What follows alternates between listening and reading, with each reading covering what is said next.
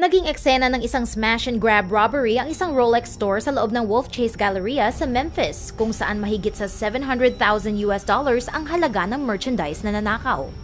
Ayon sa mga saksi, isang grupo ng 5 hanggang 6 na lalaki ang sumugod sa mall bandang alas 7:30 ng gabi noong January 19. Alam nila kung anong kanilang kukunin, dumiretso sila sa mga mamahaling display.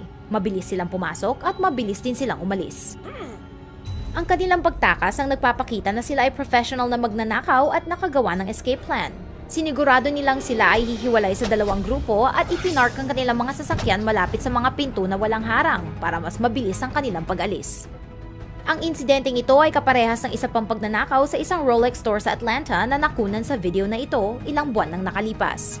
Iniimbestigahan ng pulis kung iisa lang ang mga magnanakaw sa 2 magkaibang insidente kung saan walang nasaktan.